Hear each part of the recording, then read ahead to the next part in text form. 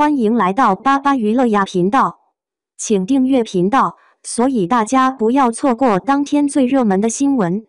我们今天的时事通讯包括以下内容：同样是唐装，江洋子、谭松韵、赵露思并列比较，差异显现。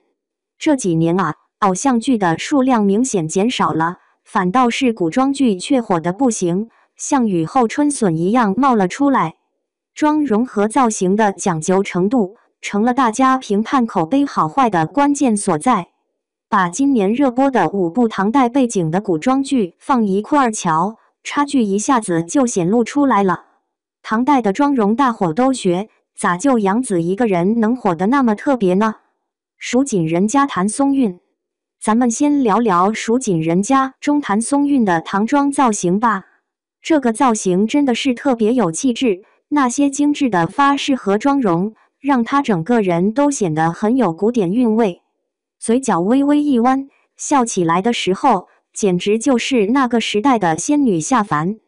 尤其是那些华丽的衣裙，真是把中华传统美展现得淋漓尽致。毫不夸张地说，看着让人就想穿越回去，体验一下那种优雅的生活。谭松韵的长相给人一种清新脱俗的感觉。真是邻家女孩的典范，那种自然的气质，仿佛一转身就能让人感受到满满的阳光与温暖，让人觉得特别亲切。她的笑容也总是那么甜美，真的让人忍不住想要靠近。所以，在这部剧中，她的唐装也是走的那种清新自然的风格。所以，化妆老师把她的妆容弄得比较清淡自然。虽然这样的妆容能让演员的美丽更加突出，不过也有一些不足之处。那种浓厚的影楼风格，在晚唐时期，蜀锦可谓是各种权贵和豪绅们的时尚追求。寸锦寸金，连军队里都能用锦匹来替代军饷呢。谭松韵演的角色可是个织锦大户，想要一匹锦也不是那么容易啊。那会儿经济可真是兴旺发达。甭管是平民的姑娘还是高贵的夫人，衣服都是光鲜亮丽，妆容也是艳丽得很，简直就是家常便饭。所以谭松韵的唐装其实跟她的身份不太搭，跟当时的历史背景也是毫无关联。回到院里再洗一遍脸，金盆里溅上了红泥。当时一个小宫女洗完脸，水盆里都能冒出一层厚厚的红泥浆。虽说有点夸张，但咱们能明显感受到唐朝妆容一个鲜明的特点，那就是对红妆的热衷。他们喜欢把胭脂抹在脸颊的两边，涂得太重就成了九韵妆，画得太淡就是桃花妆。剧里谭松韵的唐装其实是经过改良的现代妆容风格，眼妆那部分柔和的晕染开，特意让她那双灵动的大眼睛更加突出。她的唇妆一般都选淡淡的粉色，这样一来，整个人看起来格外甜美可爱，像是春天的花朵一样。好看归好看，可是这种年轻化的审美，显然跟历史上最鼎盛的唐代不搭调。那时候的女人们可都是信心满满、艳丽动人、气质非凡的脸，最具代表性的腮红在整个过程中完全没出现。偶尔能见到花钿和高发髻的身影。说到黛眉和叠唇，那简直是从没见过的事儿。珠帘玉幕是赵露思的一部作品。接下来聊聊珠帘玉幕中的赵露思，她那身唐装打扮，真是美得让人只想多看几眼呢。整个风格端庄大方，温柔又清新，真的是不落俗套。她的唇妆是那种清新的粉色，显得既柔美又温柔，瞧着就让人心里一阵怜惜。这发型设计可真讲究，简简单单的发髻看着大方得体，配上那些精致的发饰，妥妥的仙女风。这让赵露思在剧里走动时，头上的发饰摇晃，瞬间就增加了几分灵动的韵味。她一站在那里，简直就像是从影楼走出来的仙女。确实，影楼的风格还是很难摆脱的嘛。跟谭松韵的妆容类似，这部剧的化妆师也是借鉴了唐装的风格，可惜只模仿了个一半。这剧里整套的唐装都没弄全，就模仿了个简单的发髻造型和花钿，真是有点意思。不过其他的眉毛、腮红和嘴唇还是按现代的妆容来画的呢。最让人吐槽的就是她总是一副毫无污点的模样，不管是当采珠奴，还是在别人家里受委屈的时候，化妆师可真是不管周围的环境，就是要把她的美给凸显出来。天天吃不饱穿不暖，工作的时候又冷又湿，四周环都是泥巴，真是心里别提多难受了。偏偏她生得白白嫩嫩，身上连一点油光都看不见，这也太不真实了吧！难怪大家觉得现在的电视剧越来越让人失望，古装剧根本没有一点古风，简直都是影楼拍出来的感觉。唐朝诡事录作者告思文。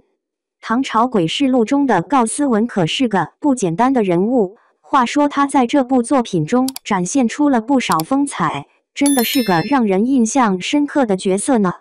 他的智慧和勇气都让人佩服，怎么说呢？像陕西的老百姓说的那样，真是有点门道。如果细细品味这部书，告思文的经历和性格特点都会让人觉得特别吸引人。正如咱们那句老话，行走江湖，谁没点本事？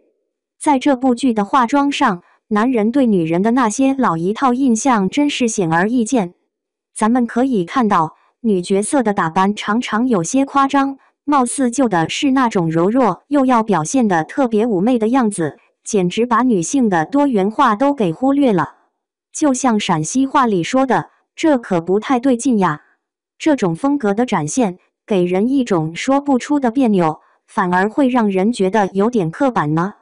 咱们的女主角告思文饰演的角色，身份可是个了不起的吏部侍郎的千金小姐她的扮相可谓是典雅而不失个性，正好搭配上她这个身世，让人看了觉得既有气质又不失风范呢。在唐朝，那些贵族家小姐的妆容可真是讲究得很呢，高发髻、红脸妆、花钿、黛眉和叠唇，这些都几乎看不见呀。标准的清纯小白花类型的女主角，那些最具代表性的唐代妆容，几乎都被剧中那些舞女、出轨的角色给占了大头。就像那风情万种的马场老板娘马夫人，她独自守着空房，真是让人印象深刻。日常的打扮就是那标准的唐代低胸襦裙，加上已婚妇女最喜欢的坠马髻，真是显得别有风味。眉毛如垂柳般柔和，额头正中间点缀着一朵红色花钿，真是美得让人心醉。再有那清晰舞女，轻盈的舞姿如流水般灵动，真是让人眼前一亮。除了眉头那块花钿，她还在眼睛下面贴了个面钿。从导演的角度来看，浓妆艳抹似乎就成了坏女人的代名词，这正好契合了男导演对女性角色的固定观念。偏偏在那个配角身上，咱们看到了美丽的唐装，可就是没法把这份美丽放到女主角的身上。可惜啊，《国色芳华》里杨紫表现的真是精彩纷呈，毫不逊色。说到《国色芳华》里的杨紫，她的唐装造型真是让人眼前一亮，妥妥的美出新高度，打扮得像个行走的画卷，真是太耐看了。可能用现代人的眼光来审视，她的唐装造型不一定符合传统审美标准，可说是还原度最拔尖的一个了。杨紫这回的风格可真和以往大相径庭，走的是那种浓烈又大气的路线。她的脸蛋圆润饱满，线条看起来特别柔和顺畅，这可是唐朝特别推崇的富贵脸呢，给唐装的展现打下了一个绝佳的基础。她在剧里梳了一个高高的发髻，发髻上还别着精致的金钗和步摇，真是美得很。还有当时流行的大朵鲜花别在上面当装饰，真是好看极了。花衬着人，人也映衬着花，这简直让人瞠目结舌。随着她的每个动作，金钗步摇轻轻晃荡，为她添了几分灵动之美。额头上那枚花钿精雕细刻，更是显得她娇小可爱，增添了几分妩媚神韵。唐朝那会儿，耳朵上挂饰可不怎么流行。那时候演员的耳朵上也都是光溜溜的，没有耳环这玩意儿。在妆容方面，大伙还用了唐朝那会儿特受欢迎的桃花妆和九韵妆，以粉红、橘红等暖和的颜色为主，晕染出一种迷人又朦胧的醉人美。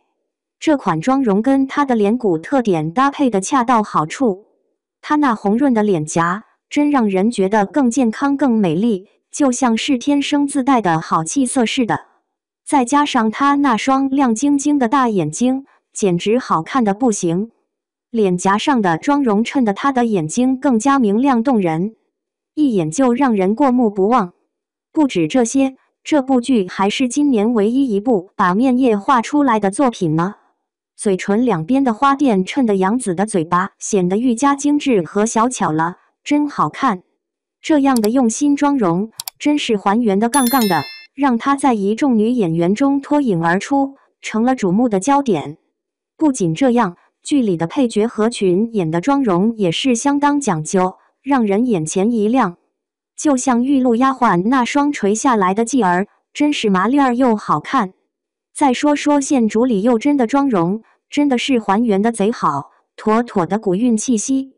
这直接为这部剧创造了一个绝佳的氛围，就像观众瞬间穿越到了唐朝的繁华盛世，完全避免了古装剧常见的影楼风，这让观众看得格外带感，真的是没啥出戏的感觉。为了衬托出那种群众的气氛，化妆师真的是对每位演员都细心打扮，精心盘发，没得说，真用心。每个人起码的花1个小时化妆，光是为了那一瞬间的上场，真是不容易啊。事实证明，努力是有回报的。这部剧的服装、场景，甚至连群演，都带着满满的唐朝韵味，真是让人眼前一亮。以至于自从播出后，现在模仿杨紫剧中造型的博主简直如雨后春笋般冒出来，真是热闹得很。杨紫的唐装在众多唐装中独树一帜，真是让人眼前一亮。今年的电视剧市场，她可谓是大放异彩，成功的走出了她的圈子。这就说明了，女性朋友们每当提到唐朝的妆容，总是忍不住心潮澎湃啊。唐代各个时期的惊艳妆容，真是让人目不暇接。咱们可以一起来领略一下唐女子的美，感受那份解放和风采。说到国色芳华，可不仅仅是主角的妆容那么简单，妆造的用心绝对超乎你的想象呢。还有杨紫的那款妆造，走在街上路人都得给个赞，真是让人眼前一亮啊。